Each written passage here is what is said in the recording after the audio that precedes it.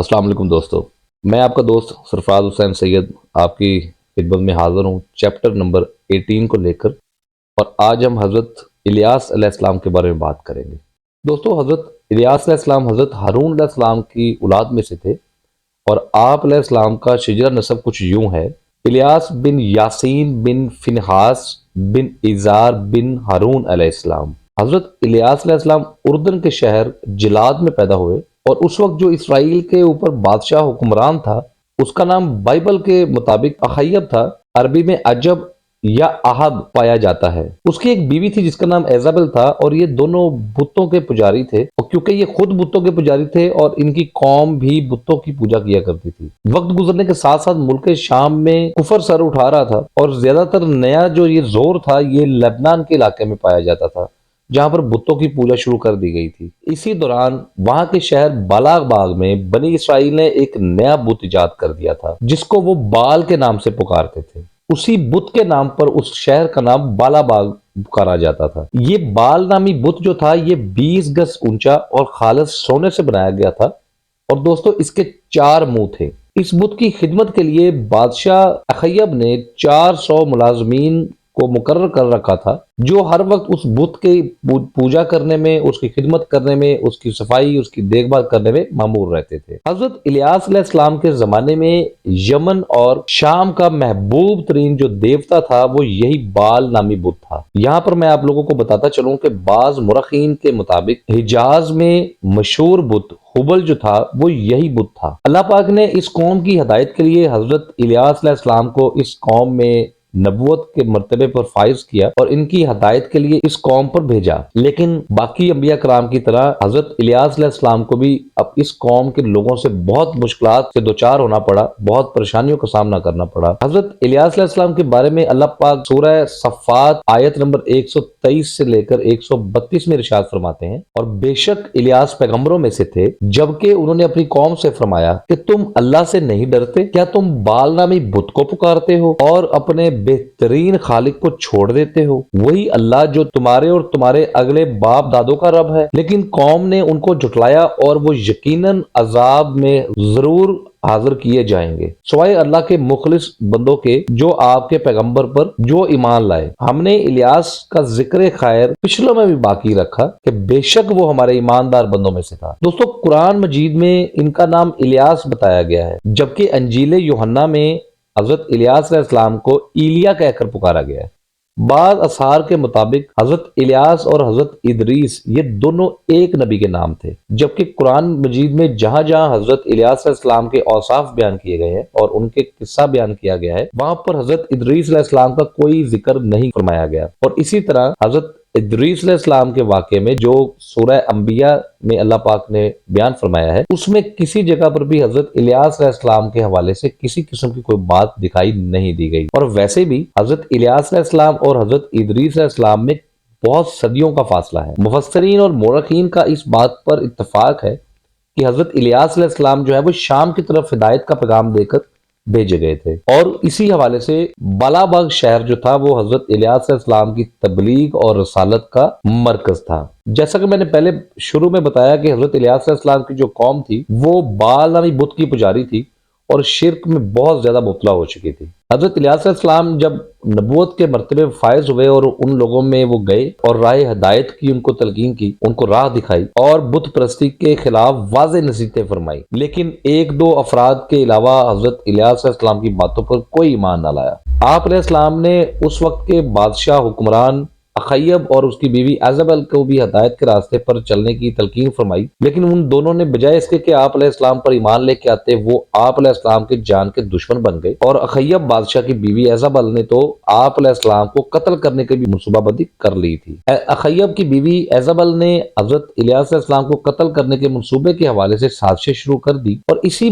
وجہ سے حضرت الیاس علیہ السلام کو بہت عرصے تک ایک غار میں پناہ لے کر رہنا پڑا تھا۔ اسی موقع کے دوران حضرت الیاس علیہ السلام نے اللہ پاک سے دعا فرمائی تھی یہ قوم قحط سالی سے دوچار ہو جائے، اور بعد میں حضرت الیاس علیہ السلام ان میں جا کر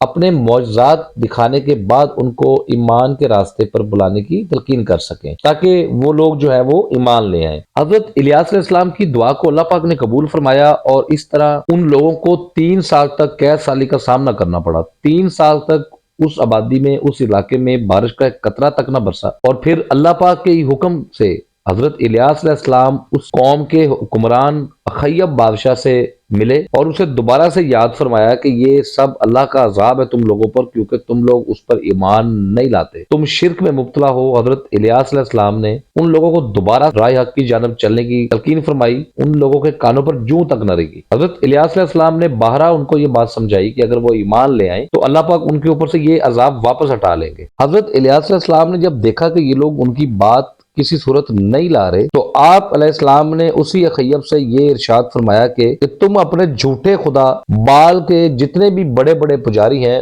جیسے کہ ان کے راہب ہوتے ہیں، کہان ہوتے ہیں، تم ان سب کو اکٹھا کر لو اور انہیں کہو کہ وہ اپنے خدا، اپنے جھوٹے خدا بال کو کوئی قربانی دے، میں اپنے رب باری تعالیٰ کے حضور قربانی دوں گا، جس کی قربانی پر آسمان سے بجلی گرے گی وہ سچا ثابت ہو جائے گا۔ چنانچہ ایسا ہی کیا گیا اور بال بت کے سامنے وہ سب تمام لوگ اکٹھے ہو گئے اور انہوں نے اپنے بال بت کے سامنے اپنی قربانی پیش کی۔ قربانی پیش کرنے کے بعد سارا دن وہ لوگ گڑ گڑا کر اپنے بت کے سامنے سجدے دے دے کر گڑ گڑا گڑا کر دعائیں مانگتے رہے کہ ان کی قربانی قبول کرے وہ، لیکن جب ان کا خدا ہی جھوٹا تھا تو اس نے کیا قربانی قبول کرنی تھی۔ حضرت الیاس علیہ السلام نے اللہ کے حضور قربانی پیش کی اور دعا فرمائی، آسمان سے بجلی گری اور حضرت الیاس علیہ السلام کی قربانی پہ گرنے کے بعد اس کو بسم کر گئی، جس سے یہ بات ثابت ہو گئی کہ حضرت الیاس علیہ السلام سچے نبی ہیں اور وہ سچے رب کی طرف سے ان لوگوں کے لیے ہدایت کا پیغمبر بن کے آئے تھے۔ دوستو یہ تمام ماجرا دیکھنے کے لیے وہاں پہ بہت زیادہ بڑی تعداد میں لوگ موجود تھے، لہٰذا بہت سارے لوگ حضرت الیاس علیہ السلام کے سامنے سجدے میں گر گئے کیونکہ ان سب پر حق سچ جو ہے واضح ہو گیا تھا۔ دوستو یہ سب ہو جانے کے باوجود، اپنی آنکھوں سے یہ ماجرا، یہ سارا واقعہ دیکھنے کے باوجود اخیب اور وہ تمام پجاری اور اس کی بیوی یہ اور بہت سارے لوگ جو ہیں وہ پھر بھی ایمان نہ لے کے آئے تھے۔ دوستو اس واقعے کے بعد وہاں پہ موسلا دھار بارش ہوئی اور وہ خطہ جو ہے وہ قید سالی سے نجات پا گیا تھا۔ اس کے باوجود اخیب اور اس کی بیوی ایزبل کی آنکھ نہ کھلی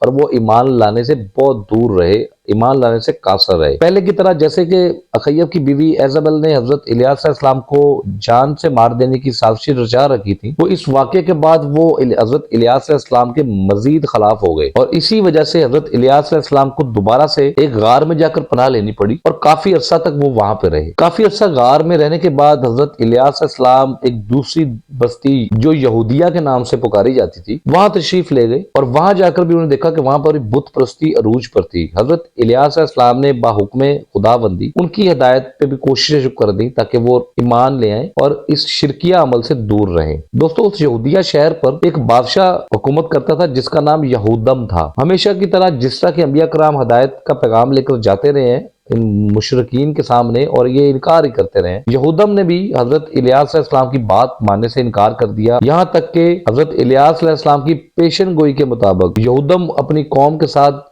نیست و نبود ہو گیا، تباہ ہو گیا، تباہ و برباد ہو گیا۔ دوستو بعد میں بہت سالوں کے بعد حضرت الیاس علیہ السلام واپس بالاباغ شہر تشریف لے گئے جہاں پر اخیب کے ہاں ایک بیٹا پیدا ہو چکا تھا جو جوان ہو چکا تھا جس کا نام اخزیہ تھا۔ حضرت الیاس علیہ السلام نے باپ بیٹے کو دوبارہ سے ہدایت کی تلقین شروع کی، تبلیغ شروع کی، لیکن اس کے باوجود وہ اپنی سرکشی پر قائم رہے۔ دوستو شیطان بال بت کے اندر جا کر بیٹھ چکا تھا اور وہ اپنے پجاریوں سے ہم کلام ہو کر ان کو ورگلانے کی کوشش کرتا ہی رہتا تھا۔ اس حد تک وہ گمراہی پر لے جا چکا تھا کہ حضرت موسیٰ علیہ السلام کے جو خلیفہ تھے، حضرت یوشع بن نون علیہ السلام کے زمانے سے جو بنی اسرائیل کے لوگ تھے وہ بھی اس بت کے جو ہے وہ پجاری بن چکے تھے۔ حضرت الیاس علیہ السلام کو بہت ساری مشکلات کا سامنا کرنا پڑا اور مشکلات اس حد تک بڑھ گئی کہ حضرت الیاس علیہ السلام کو ایک پہاڑی میں 7 سال گزارنے پڑے جہاں پر کھانے پینے کو کچھ نہیں ہوا کرتا تھا اور روایات کے مطابق حضرت الیاس علیہ السلام صرف گھاس کھایا کرتے تھے۔ ادھر شہر میں اخیب بادشاہ کے حکم کے مطابق حضرت الیاس علیہ السلام کو ڈھونڈنے کی پوری کوشش کی جاتی رہی لیکن حضرت الیاس علیہ السلام ان لوگوں کو کہیں نہ ملے۔ ایک دن گزرتے گئے اور ایک دن بادشاہ اخیب کا بیٹا اخزیہ بہت زیادہ بیمار ہو گیا، حکیموں اور طبیبوں سے علاج کروانے کے باوجود اس کو صحت یابی نہ ملی اور سارے ہیلے وسیلے کرنے کے بعد بھی وہ بیمار ہی رہا بلکہ اس کی بیماری میں زیادہ شدت آ گئی۔ اس کے بعد بال کے پجاریوں نے بادشاہ اخیب سے یہ کہا کہ تم سے بال بت جو ہے وہ ناراض ہے، وہ خفا ہے کیونکہ تم نے حضرت الیاس علیہ السلام کو قتل نہیں کروایا، ان کو جانے دیا اور تم نے ان کو ڈھونڈنے کے لیے کسی قسم کے کوئی مؤثر اقدامات نہیں کیے۔ یہ سننا تھا اخیب نے اپنے بہترین 400 افراد حضرت الیاس علیہ السلام کو ڈھونڈنے کے لیے دوبارہ سے شہر کے باہر بھیج دیے کہ وہ پہاڑوں اور غاروں میں جا کر حضرت الیاس علیہ السلام کو ڈھونڈ کر ان کے سامنے پیش کریں۔ دوستو وہ 400 کے 400 افراد غاروں میں پہاڑوں میں جاتے تھے تو اونچی اونچی آوازیں لگاتے تھے کہ حضرت الیاس آپ باہر آ جائیں، آپ جہاں پر بھی ہیں چھپے ہوئے ہیں، ہم سب آپ علیہ السلام پر ایمان لے آئے ہیں۔ لیکن اس کے باوجود حضرت الیاس علیہ السلام بحکم خداوندی ان کو نہیں ملے۔ ادھر حضرت الیاس علیہ السلام نے جب ان کی آوازیں سنی تو ان کا دل چاہ کہ وہ ان لوگوں کے سامنے ظاہر ہو جائیں، لیکن اللہ کے حکم کے مطابق وہ ایسا نہ کر سکے۔ پھر آپ علیہ السلام نے اللہ پاک کے حضور یہ دعا مانگی کہ یا اللہ اگر یہ لوگ سچے ہیں تو ٹھیک ہے، مجھے ان کے سامنے ظاہر فرما دے، اور اگر یہ لوگ جھوٹے ہیں تو ان کو تباہ و برباد کر دے، ان پہ آسمان سے آگ برسا دے۔ چنانچہ وہ لوگ تو جھوٹے ہی تھے، تو اللہ پاک نے ان لوگوں پر آگ برسائی جس سے وہ 400 کے 400 جل کے بھسم ہو گئے۔ جب اس بات کا پتہ بادشاہ خیب کو لگا تو اس نے مزید 50 آدمی جو ہیں دوبارہ سے حضرت الیاس علیہ السلام کی کوشش میں بھیجے، لیکن ان کے ساتھ بھی ایسا ہی ہوا اور وہ آسمان سے گری ہوئی بجلی کی زد میں آ کر ہلاک ہو گئے۔ دوستو اخیب سمجھدار بادشاہ تو تھا، اس کو سمجھ آ چکی تھی، لہٰذا اس نے ایک مومن آدمی کو ڈھونڈا اور اس کو حضرت الیاس علیہ السلام کی تلاش میں روانہ کیا۔ لہٰذا جب یہ اس مقام پر پہنچے جہاں پر حضرت الیاس علیہ السلام رہائش پذیر تھے تو اس نے بھی آواز دے دے کر ان کو بلانے کی کوشش کی، لہٰذا اس کے بلانے پر حضرت الیاس علیہ السلام اس کے سامنے حاضر ہو گئے اور وہ پھر اس کے ساتھ بالا باغ شہر میں تشریف لے گئے۔ جب حضرت الیاس علیہ السلام بالا باغ شہر میں داخل ہوئے اس وقت تک بادشاہ کا جو بیٹا تھا اخزیہ وہ جاں بحق ہو چکا تھا اور بادشاہ جو تھا وہ اسی کے غم میں بہت نڈھال تھا، لہٰذا حضرت الیاس علیہ السلام اس کو اس کی حالت میں چھوڑ کر وہاں سے چلے گئے۔ دوستو حضرت الیاس علیہ السلام اور ان کی قوم کا جو قصہ ہے وہ قرآن مجید میں بہت ہی مختصر بیان فرمایا گیا ہے، لیکن اس سے یہ سبق حاصل ہوتا ہے کہ بنی اسرائیل کے جو یہود تھے ان کی ذہنیت بہت زیادہ گر چکی تھی کہ دنیا کی کوئی برائی ایسی نہیں تھی جو ان میں موجود نہ ہو، جس کے کرنے سے یہ لوگ پیچھے ہٹے ہوئے ہوں، اور کوئی ایسی خوبی نہیں تھی جس کے یہ دل دادا ہوں۔ دوستو انبیاء اور رسول کے طویل سلسلے کے باوجود ہمیشہ سے بت پرستی مطلب کہ غیر اللہ کی ہی عبادت کرنے پر یہ لوگ جو ہیں وہ مصروف رہتے تھے۔ دوستو روایات کے مطابق اخیب اور اس کی قوم کی ہدایت کے لیے حضرت الیاس علیہ السلام نے بہت کوششیں کی، اللہ پاک نے آپ علیہ السلام کو بہت معجزات بھی عطا فرمائے تھے، آپ علیہ السلام نے وہ معجزات بھی ان کے سامنے ظاہر کیے، لیکن اس کے باوجود وہ لوگ جو ہے وہ شرک سے باہر نہ آئے اور آخر کار اللہ کے بھیجے گئے عذاب میں گرفتار ہوئے اور بہت بری موت مارے گئے۔ بنی اسرائیل ایک اڑیل قوم تھی جس کی طرف سب سے زیادہ نبی بھیجے گئے، لیکن یہ لوگ کسی پر بھی ایمان نہ لائے اور سرکشی میں ہی مبتلا رہے۔ حضرت الیاس علیہ السلام کی وفات کب ہوئی، کہاں ہوئی، ان کی تدفین کہاں پر ہوئی، اس بارے میں مختلف علماء کرام میں مختلف رائے پائی جاتی ہے۔ زیادہ تر علماء کرام میں اختلاف پایا جاتا ہے۔ بعض لوگوں کا کہنا ہے کہ حضرت الیاس علیہ السلام بس اچانک ہی غائب ہو گئے تھے، بعض لوگوں کا کہنا ہے کہ حضرت الیاس علیہ السلام کو اللہ پاک نے ایسے ہی زندہ آسمان کی طرف بلا لیا تھا، اور بہت سارے لوگوں کا کہنا ہے کہ حضرت الیاس علیہ السلام حضرت خضر علیہ السلام کی طرح ہی دنیا میں زندہ ہیں لیکن نظروں سے اوجھل کر دیے گئے ہیں۔ اور دوستو بے شک اللہ ہی سب بہتر جانتا ہے کہ اس میں حقیقت کیا ہے اور سچ کیا ہے۔ دوستو امید کرتا ہوں کہ حضرت الیاس علیہ السلام کے حوالے سے یہ جو مختصر تعارف تھا یہ آپ کو اچھا لگا ہوگا، لہذا اس ویڈیو کو لائک کرنا مت بھولیے گا اور اس کو اپنے دوستوں اور فیملی ممبرز کے ساتھ اس کو شیئر کرنا مت بھولیے گا تاکہ زیادہ سے زیادہ لوگ ان معلومات سے فائدہ اٹھا سکیں، مستفید ہو سکیں۔ میری آپ سے ملاقات ہوگی میرے اگلے چیپٹر 19 میں جو حضرت داؤد علیہ السلام پر ہوگا۔ اپنا بہت سارا خیال رکھیے گا۔ اللہ حافظ۔